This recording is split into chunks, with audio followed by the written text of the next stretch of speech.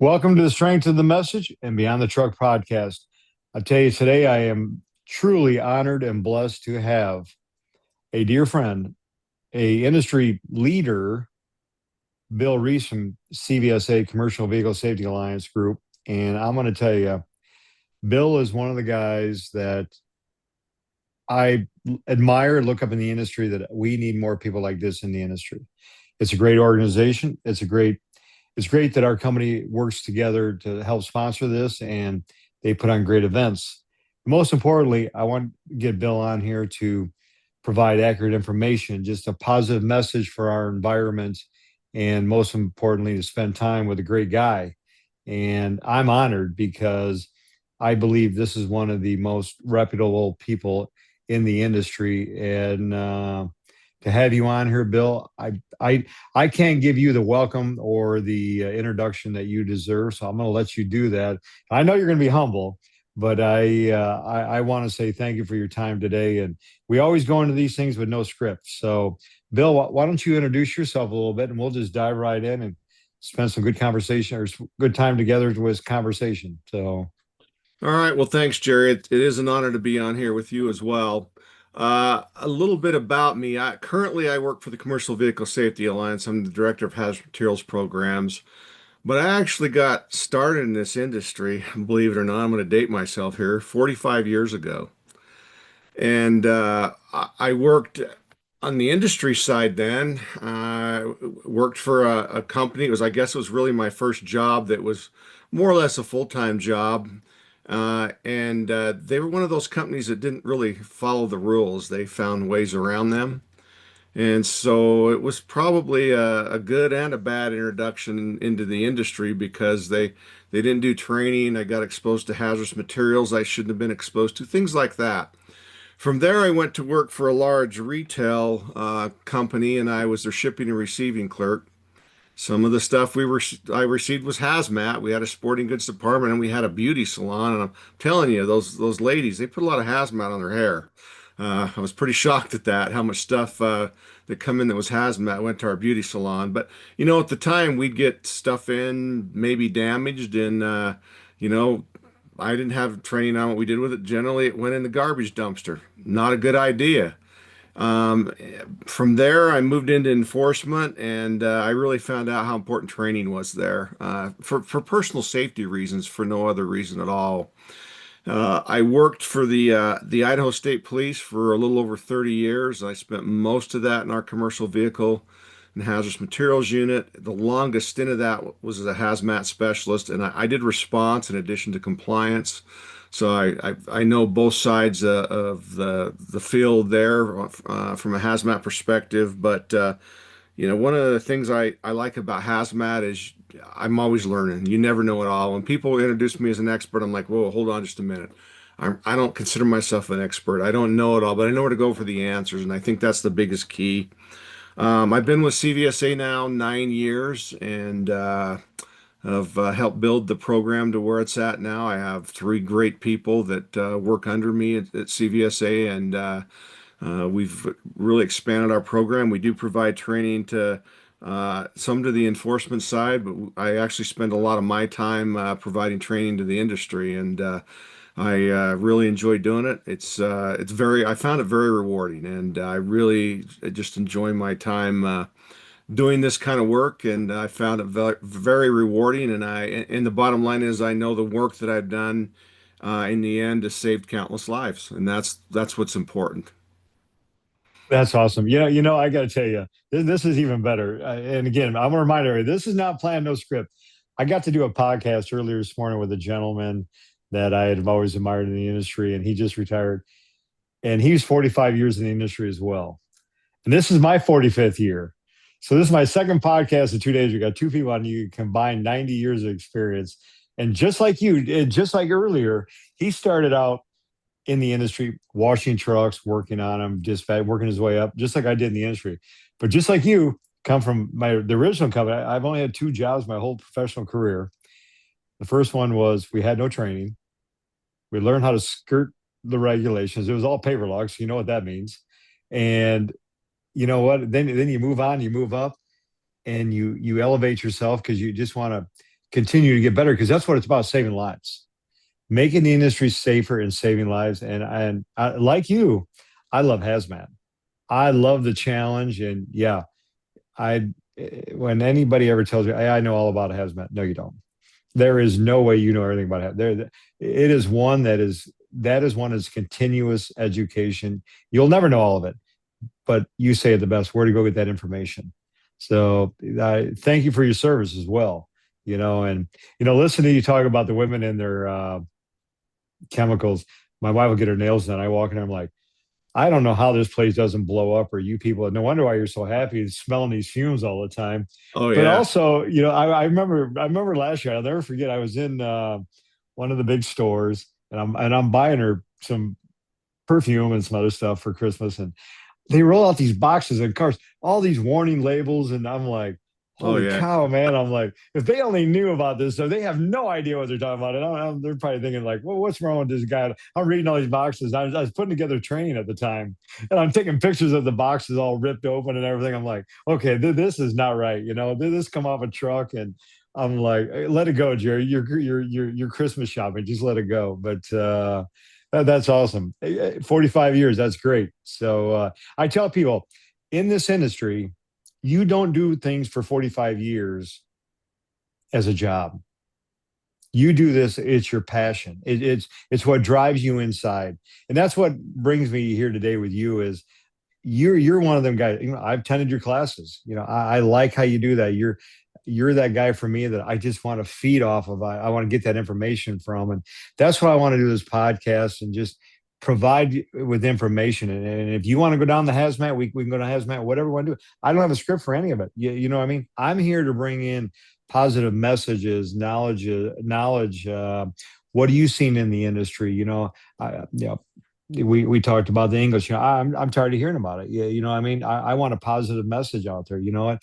If you can't drive the truck, don't drive the truck. If we follow the regulations, the days of the cowboy days are over. Our driver's health is number one. We get to sleep. And, matter of fact, I got a podcast with one of your team members coming up at the end of the month on the fatigue part of it. And that's what I want people to understand. The CVSA is not our enemy out there. These are our friends. These are the ones, they're at bat for us. We get the rest we have now. They're going to bat for us for the CSA that we complain about. They're the ones getting this system fixed for us. And maybe that's a good segue into that. If there's a brief, if you can talk a little bit about the new scoring mechanism, because that's one thing I tell about drivers. To me, your CSA score, it's are you employable or not? That's probably a good avenue to go right in if you want to. Where I want people to understand that them inspections they get is basically your personal scorecard. Would I hire you or not when you're pulled over? And how much these changes to CSA are a huge improvement. Would you agree with that? Yeah, what I know about it, I think they are. I think they are a huge improvement. And but before I segue into the CSA side and why the driver's score is important, you brought up something I think is really important though, and I know it's important to me as well. And you said the number one thing is the health and safety of drivers. When I started in law enforcement, it's been over 41 years ago now, the average police officer, they only lived to be 59 years old. Well, when I was in Oh, my early 20s, I didn't think it was that old. I'm older than that now. I've exceeded that. But one thing that I saw in law enforcement, and I think we're seeing it now in trucking, is a bigger push for health and safety. And I think that's important no matter what profession you're in. The habits of law enforcement actually have been very similar to a lot of the habits of the truck drivers. We don't get enough sleep. You eat poor food, and you have a sedentary lifestyle.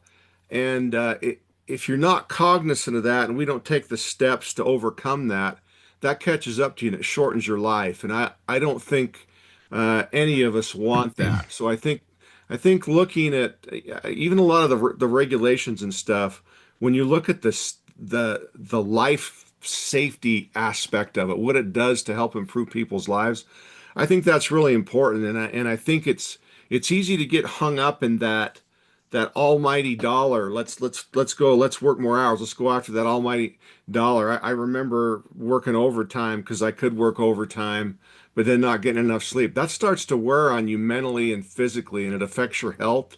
And I think all of us need to have our health as our number one goal because none of us want our lives cut short because of the lifestyle decisions that we make. Well, I'll tell you what, we're going to stay locked in. You're beating my drum now because that's what we put together beyond the truck.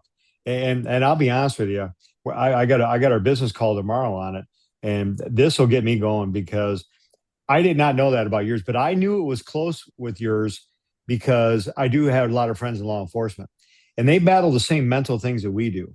I always remember calling, checking on the driver's safety, and I apologized to the officer. And he goes, "What are you apologizing for?" He goes, "These are the ones we love going on. We get tired of going on the ones where people are hurt, killed, injured, things like that. It's the trauma." And you're right, because the mental and physical health of your industry and the trucking industry are very close tied together. And that's why we built Beyond the Truck.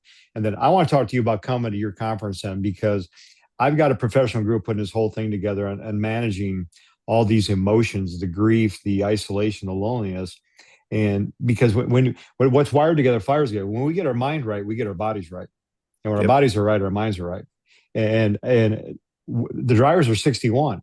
I get tired of that number 61. I was that guy on the path of highway to destruction. I was the 355-pound guy that was working 20 hours a day and eating the junk food. When you get tired, just eat more junk.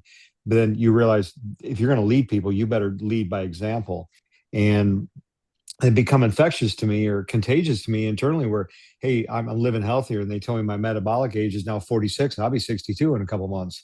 And we need to pour into healthcare for professional law enforcement in our industry because I always said your industry and our industry are like this.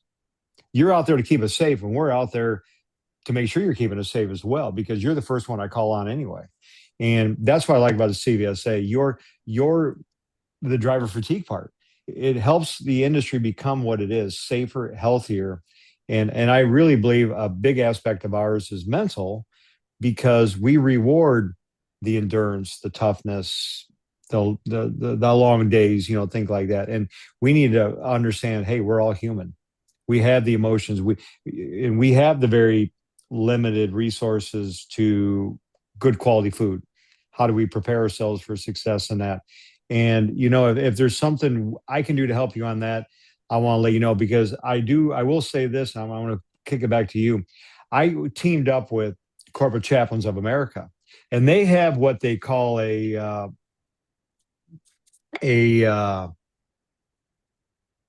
a link to the Corporate Chaplains of America. You can call. They'll give me. They're going to link it to our website, Beyond the Truck. If you just say you're law enforcement, they have a chaplain there to talk to, or anybody they'll talk to, and it's not prayerful. It's anybody to help you through any situation. They help anybody at any stage of their life, and I'll get that to you. But I definitely, I want to talk to you when we get done here about your next conference coming up, and maybe we can present that as there as well because I believe this is something that might be able to help you as well because I want to be there for you guys too. So thank you.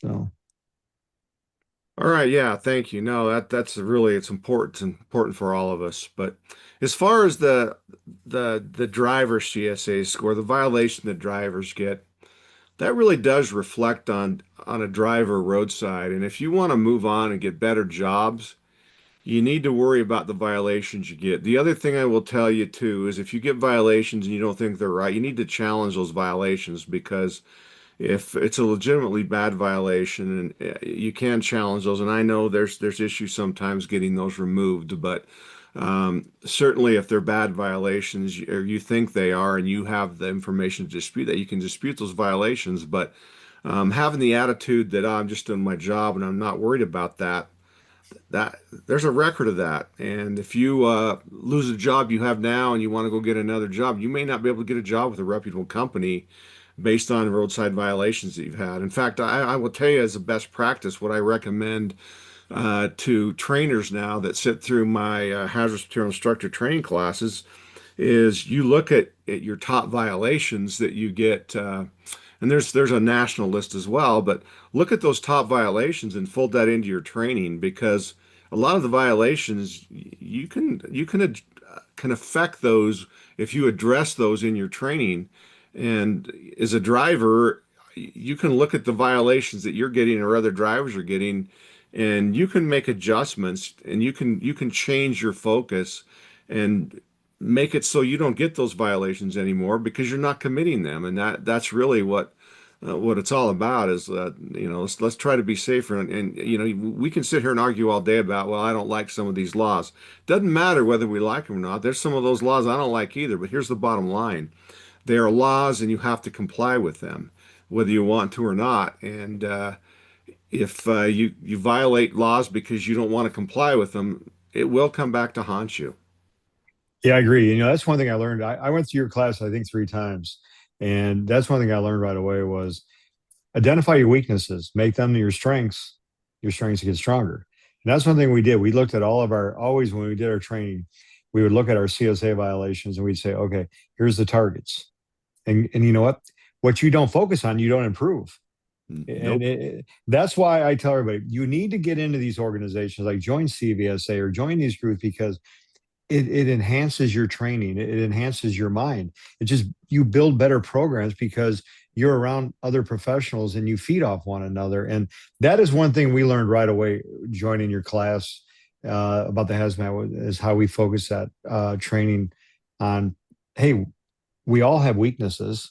I mean, if you tell me you don't, I hate to say you're lying, but you're lying, or your blinders are on or whatever.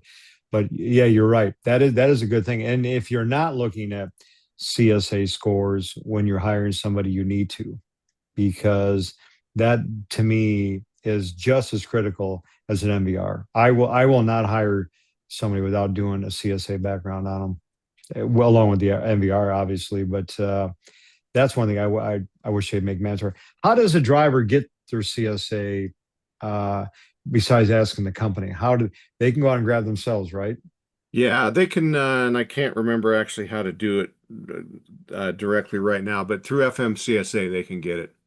Yeah, Uh, well, good thing with Google nowadays, I bet. yeah, yeah, no, they can get it through FMCSA because if they've had roadside inspections, they're in that system, and any driver violations are tied to that particular driver, so they can request that information, and it's from the driver's side. I think they still call it the PSP, but that's what it is basically. It's Yeah, just driver violations for that particular driver. yeah. And I tell everybody, the inspection always starts the instant you're pulled over. Obviously you're doing an inspection, and when they open that door and you're doing hazmat, you know we're going to be looking for bill of ladings and emergency response, things like that. But I always tell everybody, they're doing a job too. Respect goes a long ways. Getting Oh, off absolutely. on the wrong foot, you're irritated, and that's why I say the emotions in our industry, the negativity and anger has become such a natural response. I'm going to be the guy that undo that, because I'm out there doing a job, you're doing a job, and we're doing it together. I want to make the road safer. You want to make us safer, hold us to a higher level. I'm all for it. And to me, that's where that needs to come in. When that door opens up, it should be, hello, how you doing? Yeah, yeah, I know what I'm doing. And if you're a true professional, hey, way I look at it, I tell everybody is do not run from them inspections, you run to them. I want inspections. 2 reasons. I want the inspections to go on our score. I want to know what we're doing right. Because to me, I call it, hey guys, go get your trophy. You get your decal, you get your inspection, your trophy. What do you got to hide? If you want to hide something, what are you doing? I don't want you hiding. I want you to be the front of the line, be the leader, get in line, get your inspection, and go. And you know, I'm always the one that more inspections help your score, because it's holding you a level of accountability. You know what I mean? Yeah, So no, no, and if you're running a clean operation, that you definitely want that because you think of the effect all those inspection has. They're really wide ranging, and I mean, look, your insurance companies look at them, for example, and so they have positive and negative effects depending on whether you got a good inspection or one with some bad mhm. violations on it. Yeah. Tell me a little bit about paperless. I mean, I know we're talking about the hazmat one. We've been talking about that for years about being paperless in the hazmat. Are you seeing a lot of carriers do the paper permits or electron? Or I'm sorry, electronic permits, paperless permit books, bills of lading. Is that a big thing in the industry now? I mean, It is starting to increase. Several years ago now, and I can't remember the exact year, but I think it's been 5 or 6 anyway. FMCSA started allowing all of anything required by them to be electronic. A lot of states have jumped on board and allowed it to be electronic. One of the things that's starting to gain traction, some states are doing it, is even mobile driver's licenses too. And so the push to go away from paper is there. I will tell you, when they first started talking about it, especially on the hazmat side, probably over 15 years ago, was HM Access was the first program PHMSA was looking at. I was involved somewhat with that, at the state level and in the CVSA committees and stuff talking about it. I had a lot of apprehension at the time just because, man, I don't think we're there yet, kind of thing, especially when you look at rural states like Idaho, where I worked. There's a lot of areas like if you rely on cell phone technology, well, it's not going to work. I'm sorry, it's not going to work. And technology's come a long way since then, and we've got a lot of other options that were not available then now. So as technology has changed, it's made it a lot easier. The biggest thing you have to remember when you're using electronic documents when they're allowed is the drivers need to know how to retrieve the information when they get asked for it. And they need to know the difference between the different kinds of permits. For example, if you're a company that has an FMCSA safety permit and you're hauling, and you would have that haul in hazardous material, you're going to require an FMCSA has or not an FMCSA, a PHMSA on the Pipeline Hazard Material Safety Administration side, one of their hazmat registrations. A lot of drivers I found don't know the difference between those two. And so know that when you do your training, you need to make sure you're training your drivers on what permit is what. So when they get asked for it, they can retrieve the right one. Because unfortunately, some roadside inspectors, if it's electronic and you can't show them to it, you're going to get a violation for that. So when it comes to electronic stuff, training is so important. And when you got a lot of older drivers out there, and I'm pointing to myself, our generation and people older than us, a lot of people are not computer savvy per se, yeah, and so training is real important when it comes to that kind of thing. And I see why there's a push for that. I mean, it's so much easier to upload a current the new updated registration electronically than it is trying to get paper to a driver that's clear across the country.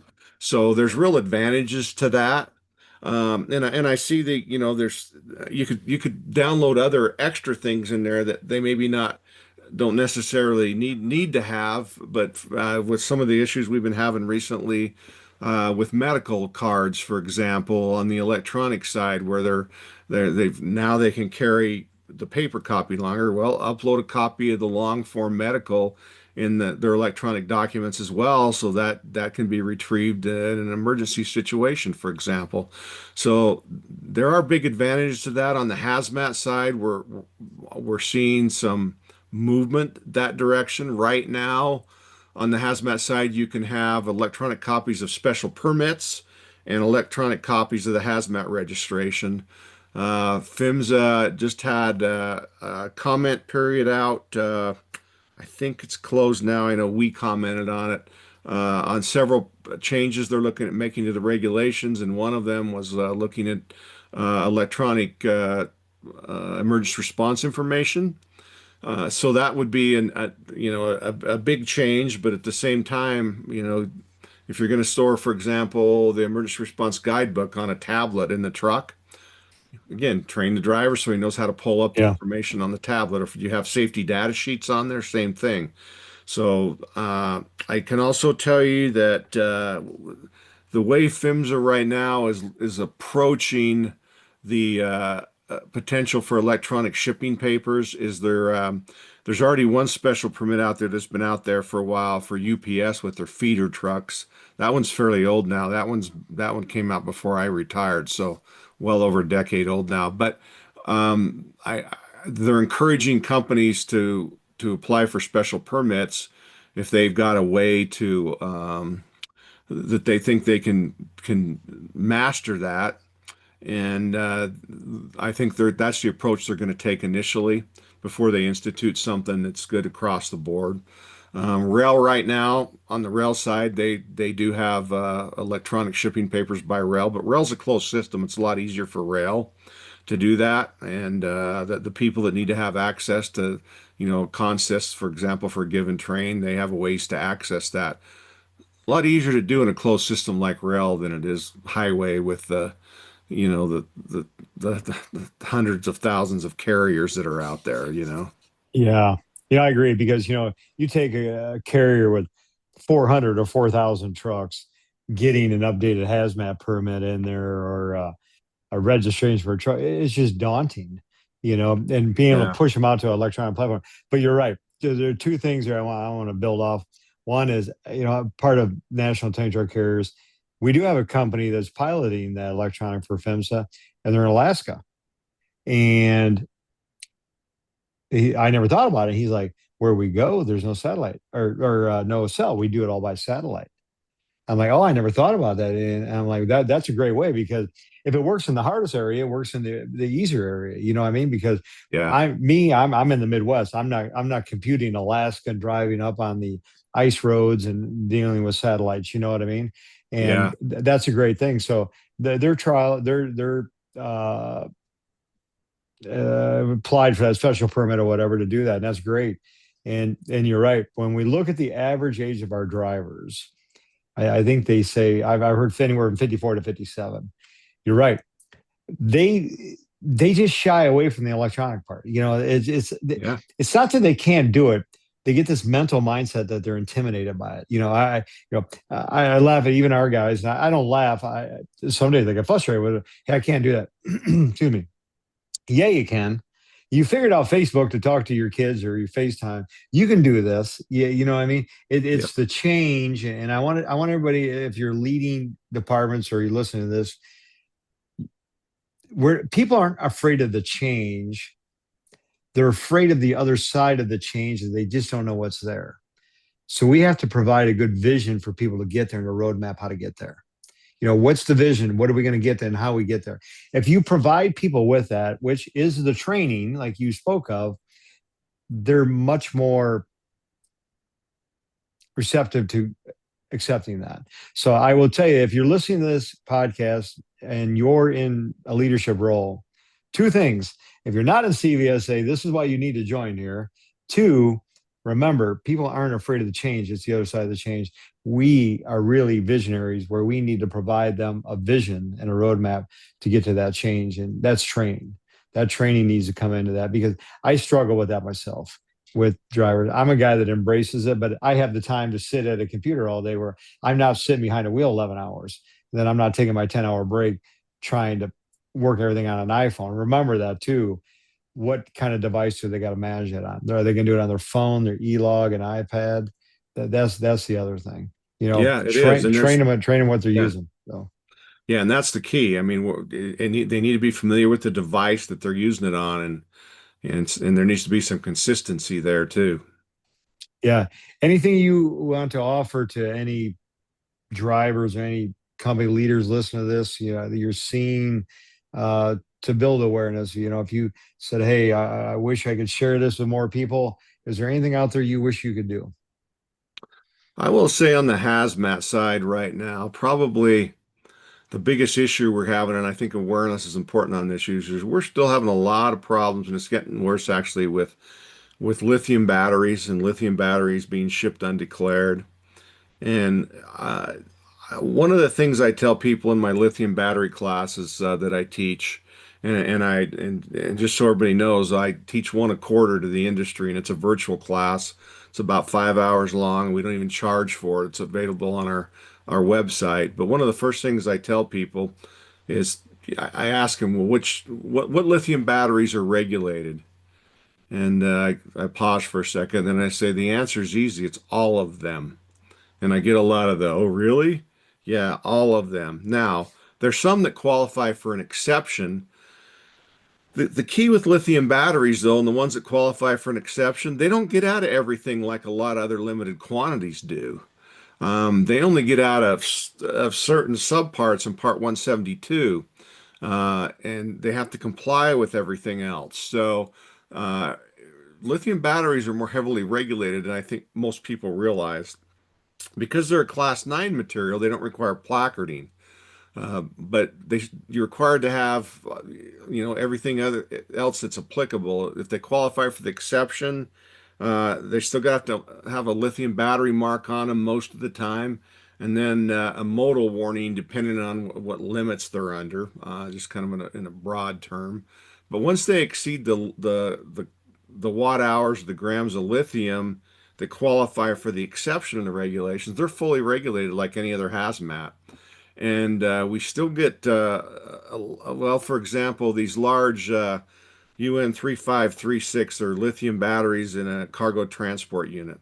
We got a lot of those coming in from China right now, primarily, and they're coming into the ports, and there's a lot of lithium batteries in them, hundreds of thousands of watt hours. They're huge, and we're getting them inspectors stopping them at the roadside with no shipping papers or anything. Most of them come off the ship with identification numbers on them, and the drivers are like, "Oh, I don't have anything. These aren't regulated by highway." Yes, they are. And big misnomer there. These things can be pretty dangerous. We've had a lot of incidents with them in the last couple of years, and a lot of them are getting moved around the country right now. So there's a lot of misinformation out there with lithium batteries. And one of the things that I'm trying to do with the enforcement side and the industry side is to get training and awareness out there, get education out there for people so they know what the actual truth is, so that there's not a problem. Because I'd rather fix the problems before they happen instead of waiting until after they happen. Yeah, that is one thing I remember. Even you talk about it quite a while ago, the lithium batteries. And it's funny. I just got an email from NTTC on this about hey, the FIMS is looking at lithium batteries and hazmat shipments. Electric trucks pulling a flammable load or whatever, and how are they being? Are you being allowed into facilities? Would an Exxon Mobil allow electric truck in there? These are things I want people to understand. You're right, because that is one area. I talked to a local fire department or police department here, and they had the reason we went there was because I did a presentation. They had some officers injured because there was anhydrous ammonia with a tractor in a car. Well, who's the first responders? They usually the fire. They say the fire department, but it's usually the police to show up first. Yeah. Well, Oh, yeah. guess what? Police usually always beats them there.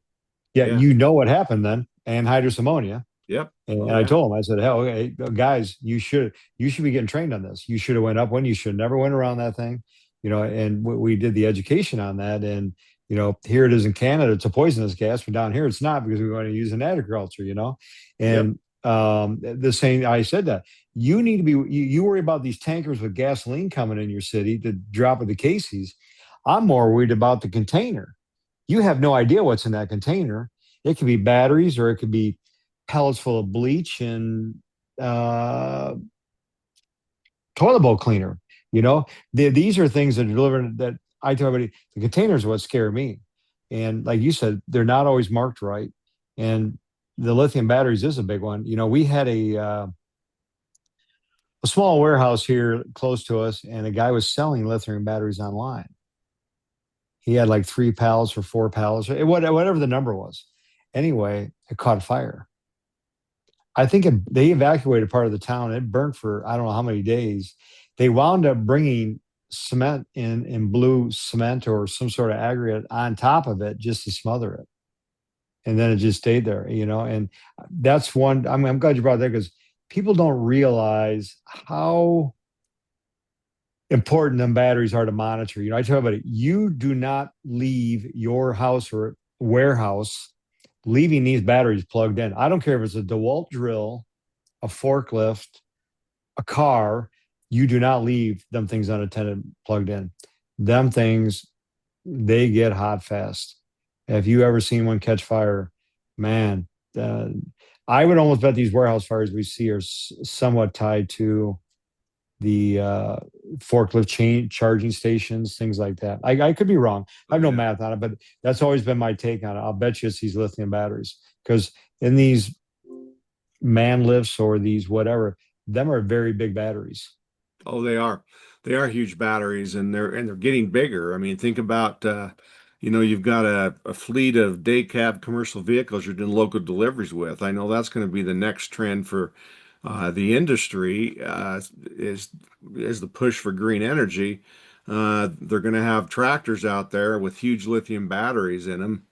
The bigger the battery, the bigger the fire is a good way to consider it if there's an Yeah, incident with it. And so more and more of those are going to be transported too. And now we're talking bulk batteries. We're talking not just a truckload of non-bulk smaller batteries like DeWalt drill batteries. Now we're talking about a truck that might these batteries are so big maybe they only got 8 or 10 batteries in there because of yeah, the size of them. They can't fit any more in the truck. yeah. And I got educated on that because when we were talking about it, had the honor of presenting with a fire chief from the University of Illinois, and I did not realize how big a battery in a car was. It's a hole Oh, underneath of a car. oh, it is. It The whole underside isn't. of the car. People think the battery is just like, oh, it's got a bigger battery under the hood. No, you're sitting on top of the battery. The Yeah. whole underside of the car, your undercarriage, is a Yep. battery. So, like, if you run it down through a ditch and you crack that battery, that you better be mindful there. So,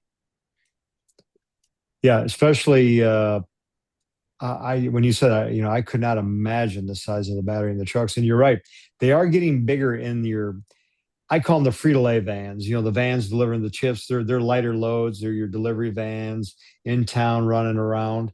Them are the things we got to watch out for. But that's a good avenue to go down because that is one thing I'm sure a lot of people overlook. And I even I think you even helped me dedicate that for trying to help one of the carriers I knew on that. They were doing the batteries, and they didn't have it properly marked and trying to figure that out. That's to me, that's a science. That's a science. Or know Oh, it what you're is. doing. Yeah. It is. Yeah. Yeah. So you're doing that once a quarter. And again, I'm going to sound their horn.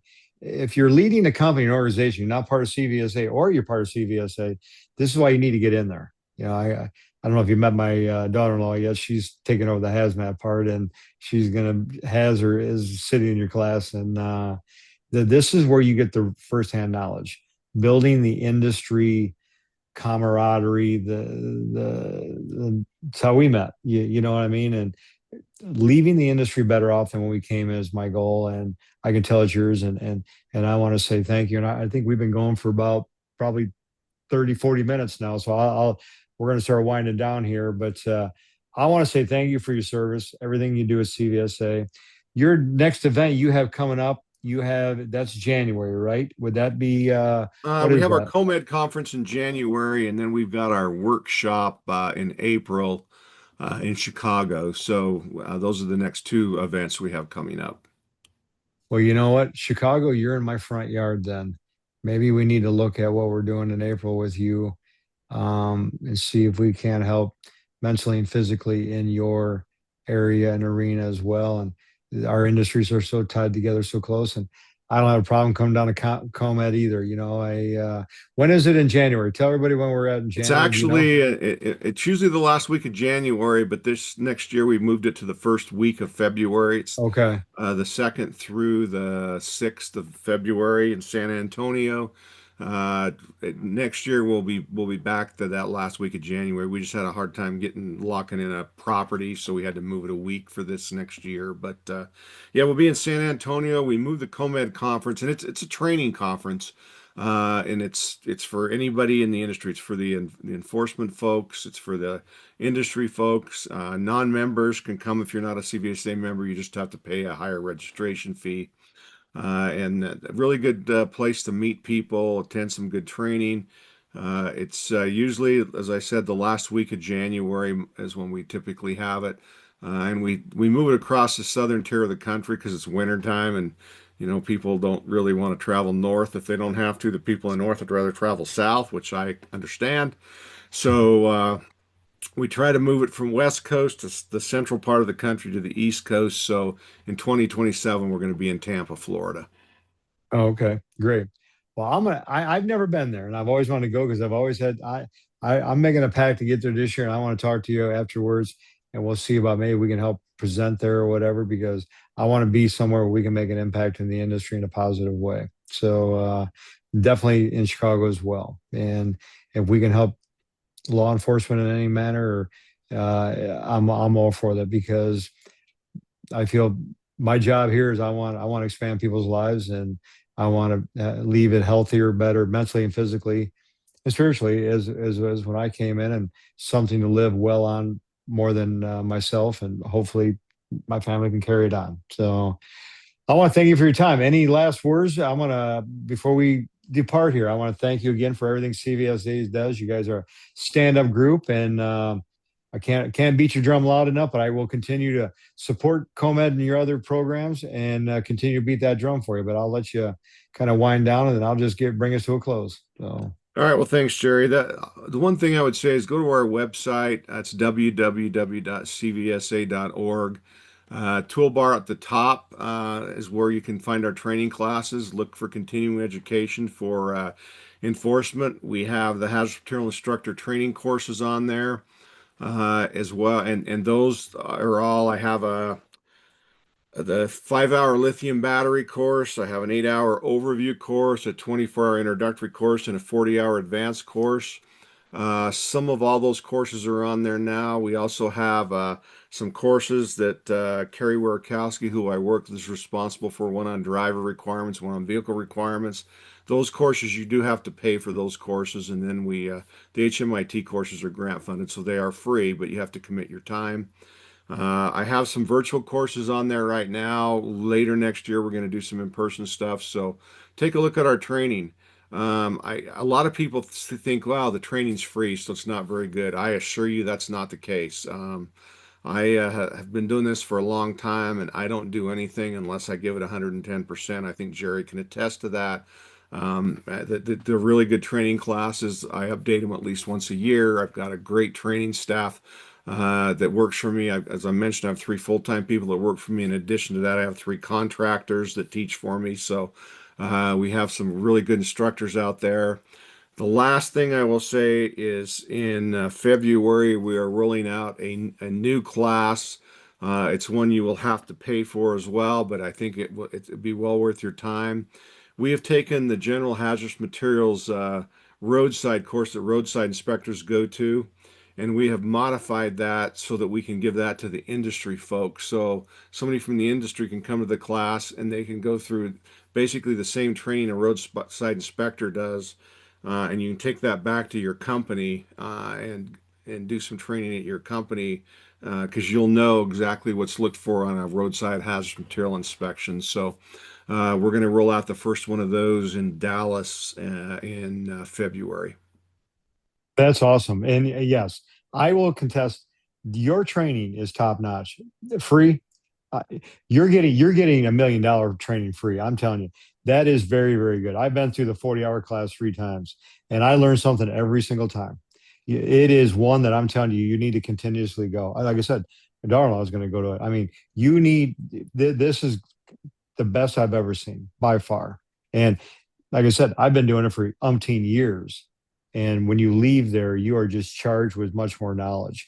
And I'm going to tell you the best thing for me, the comfort level I had of being able to navigate PHMSA and finding the interpretations and the regulations and in the motor carrier book is it's rewarding. It's very rewarding. So thank you. And yes, I will contest that 100%. You guys do the best job at that. So thank you.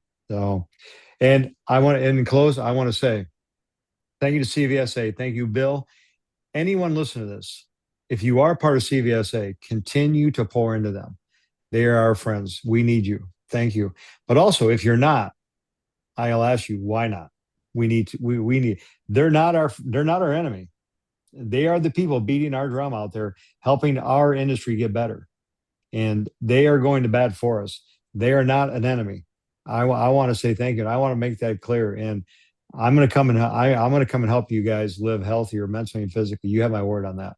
I take that to heart, and I will see that we're going to get rid of that number 59 as well. No different than the industry. We're going to tackle that on your side, and I look forward to that challenge to do that with your organization if I can do that. Okay. So All right, sounds good. thank you everyone for listening. I'm going to stop recording and I'm going to come and say goodbye to Bill.